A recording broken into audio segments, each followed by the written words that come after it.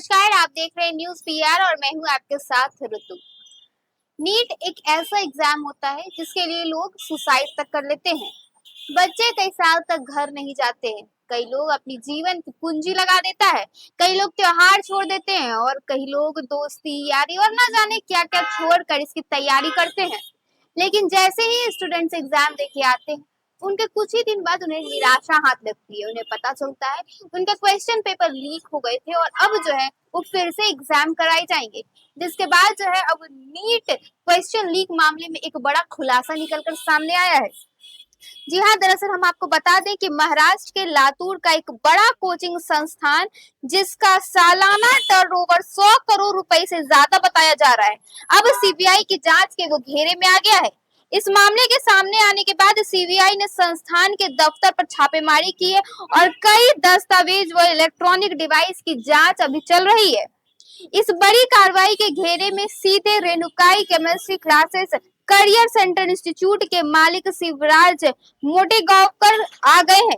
जांच एजेंसी की एक विशेष टीम ने रविवार को मोटेगांवकर को पूछताछ के लिए पुणे बुलाया था, जहां देर शाम तक उनके सवाल जवाब किया गया।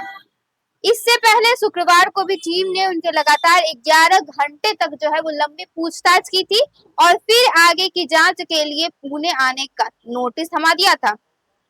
ये मामला दरअसल तब गंभीर हो गया जब जांच के दौरान पता चला कि पेपर लीक कांड का मास्टरमाइंड प्रोफेसर पीवी कुलकर्णी भी लातूर का ही रहने वाला है। वह एनटीए से जुड़ा हुआ था, जिसे पहले ही गिरफ्तार किया जा चुका है। स्थानीय सूत्रों के मुताबिक कुलकर्णी तथा मोटेगांवकर एक दूसरों को पहले से ही जानते थे। कुछ साल पहले इनके बीच किसी बात को लेकर अनबन हो गई थी, लेकिन बाद में सुलह हो गई।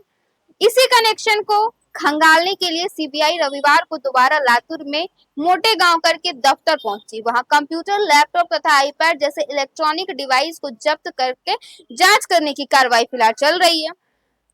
इस कोसी सेंटर पर शक तब और गहरा हो गया जब सीबीआई को एक गंभीर शिकायत मिली।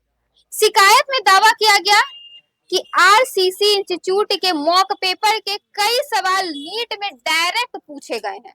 इसी बीच एक सोशल मीडिया वीडियो भी सामने आया, जिसमें संस्थान प्रमुख छात्रों से पूछते दिख रहे हैं कि मॉक टेस्ट के कितने सवाल असली पेपर में आए, जिस पर छात्र सकारात्मक जवाब देते हुए नजर आए। यह संस्थान जो है वो साल 1999 में केवल 10 छात्रों के साथ शुरू हुआ था और अब महाराष्ट्र के कई जिलों में इसकी शाखाएं हैं। हर साल करीब 40,000 छात्र यहाँ नीट और जेईई की तैयारी करने आते हैं। यहाँ औसतन प्रति छात्र 50 से 65,000 रुपए फीस के आधार पर कोचिंग में सालाना देते हैं, जिसके बाद इसका टर्नओवर लगभग 100 करोड़ का जो है वो बताया जा रहा है। सीबीआई का जांच का दायरा अब और भी बढ़ गया है।